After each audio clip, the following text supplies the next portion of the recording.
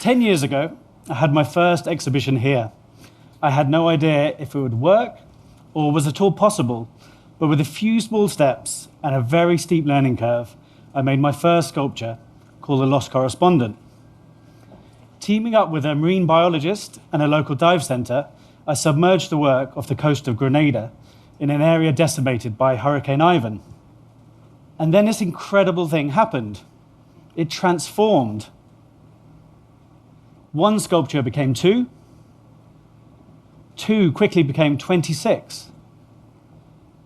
And before I knew it, we had the world's first underwater sculpture park. In 2009, I moved to Mexico and started by casting local fishermen. This grew to a small community, to almost an entire movement of people in defense of the sea, and then finally to an underwater museum with over 500 living sculptures. Gardening, it seems, is not just for greenhouses. We've since scaled up the designs. Ocean Atlas in the Bahamas, rising 16 feet up to the surface and weighing over 40 tons. To now, currently in Lanzarote, where I'm making an underwater botanical garden, the first of its kind in the Atlantic Ocean. Each project, we use materials and designs that help encourage life. A long-lasting pH-neutral cement provides a stable and permanent platform. It is textured to allow coral polyps to attach. We position them down current from natural reefs so that after spawning, there's areas for them to settle. The formations are all configured so that they aggregate fish on a really large scale. Even this VW beetle has an internal living habitat to encourage crustaceans such as lobsters and sea urchins. So why exhibit my work in the ocean? Because honestly, it's really not easy. When you're in the middle of the sea, under a 100-foot crane, trying to lower 8 tons down to the sea floor, you start to wonder whether I shouldn't have taken up watercolor painting instead. But in the end, the results always blow my mind.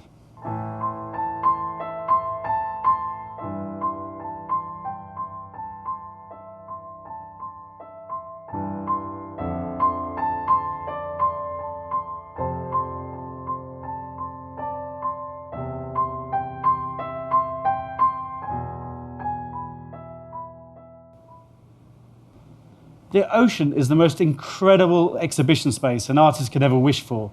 You have amazing lighting effects, changing by the hour, explosions of sand covering the sculptures in a cloud of mystery, a unique timeless quality, and a procession of inquisitive visitors, each lending their own special touch to the site.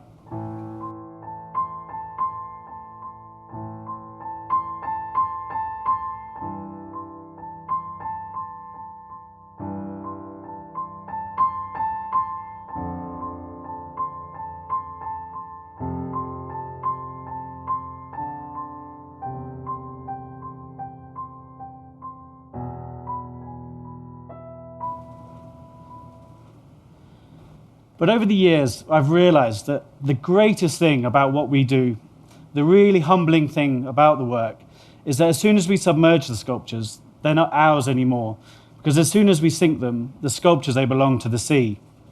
As new reefs form, a new world literally starts to evolve, a world that continuously amazes me. Sponges look like veins across the faces. Staghorn coral morphs the form. Fireworms scrawl white lines as they feed. Tunicates explode from the faces. Sea urchins crawl across the bodies feeding at night. Coralline algae applies a kind of purple paint. The deepest red I've ever seen in my life lives underwater.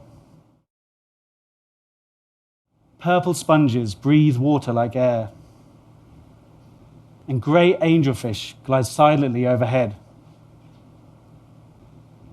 And the amazing response we've had to these works tells me that we've managed to plug into something really primal, because it seems that these images translate across the world and that's made me focus on my responsibility as an artist and about what I'm trying to achieve. I'm standing here today on this boat in the middle of the ocean, and this couldn't be a better place to talk about the really, really important effect of my work. Because as we all know, our reefs are dying and our oceans are in trouble. So here's the thing. The most used, searched, and shared image of all my work thus far is this. And I think this is for a reason, or at least I hope it is. What I really hope is that people are beginning to understand that when we think of the environment and the destruction of nature, that we need to start thinking about our oceans too. Since building these sites, we've seen some phenomenal and unexpected results. Besides creating over 800 square meters of new habitats and living reef, visitors to the marine park in Cancun now divide half their time between the museum and the natural reefs, providing significant rest for natural, overstressed areas. The sculpture park in Grenada was instrumental in the government designating the spot a marine protected area. Entrance fees to the park now help fund park rangers to manage tourism and fishing quotas. The site was actually listed as a wonder of the world by National Geographic. So why are we all here today in this room? What do we all have in common? I think we all share a fear that we don't protect our oceans enough. And one way of thinking about this is that we don't regard our oceans as sacred, and we should.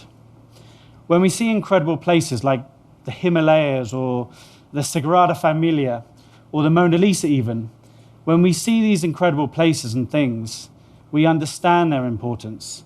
We call them sacred, and we do our best to cherish them, to protect them, and to keep them safe. But in order to do that, we are the ones that have to assign that value. Otherwise, it will be desecrated by someone who doesn't understand that value. So I want to finish up tonight by talking about sacred things. When we were naming the site in Cancun, we named it a museum for a very important and simple reason. Museums are places of preservation, of conservation, and of education. They're places where we keep objects of great value to us, where we simply treasure them for them being themselves. If someone was to throw an egg at the Sistine Chapel, we'd all go crazy. If someone wanted to build a 7-star hotel at the bottom of the Grand Canyon, then we would laugh them out of Arizona. Yet every day, we dredge, pollute, and overfish our oceans. And I think it's easier for us to do that because when we see the ocean, we don't see the havoc we're wrecking. Because most people, the ocean is like this.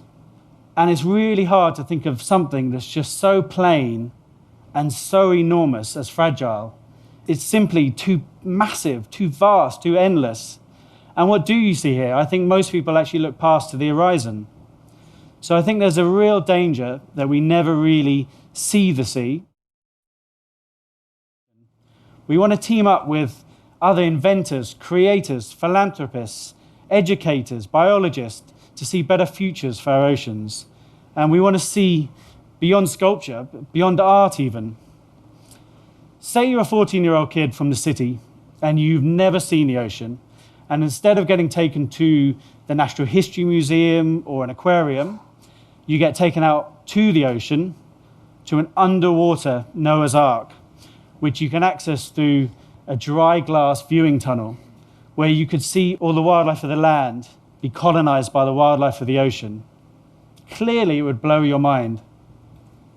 So let's think big and let's think deep. Who knows where our imaginations and willpower can lead us?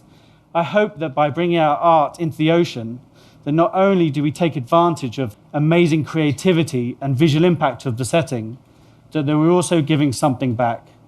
And by encouraging new environments to thrive, and in some way opening up a new, or maybe it's a really old way of seeing the seas as delicate, precious places worthy of our protection. Our oceans are sacred. Thank you.